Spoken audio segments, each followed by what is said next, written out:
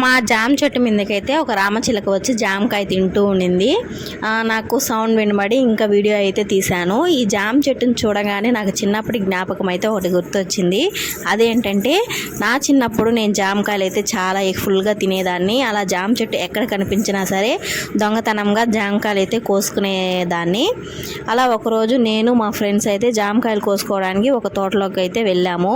ఇంకా జామకాయలు ఫుల్గా కోసి కవర్కి వేసుకుంటూ ఉండగా ఆ జామకాయల అంటే యజమాని ఉంటారు కదా, ఆయన అయితే సడన్గా వచ్చేసారు. మాకేం చేయాలో తెలియడం లేదు. ఇంకా జామ చెట్టు పైనుంచే కిందకి ఎగిరి దూకాం. అంటే మట్టి అంటే పొలాలు ఉంటాయి కదా, మాకేం దెబ్బ తగ్గలేదు. ఇంకా ఎగిరి దూకి ఇంకా పరిగెత్తు ఉన్నాం.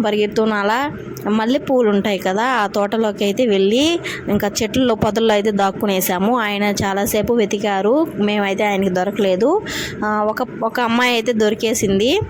ఆ అమ్మాయిని పట్టుకొని ఒక 2 దెబ్బలు వేసి ఆ అమ్మాయి దగ్గర ఉన్న జామకాయలన్నీ తీసుకెళ్ళిపోయారు. తర్వాత ఆయన వెళ్ళిపోయిన తర్వాత మేమంతా బయటకు వచ్చి మా దగ్గర ఉన్న జామకాయలు కొన్ని ఆ అమ్మాయికి ఇచ్చాము.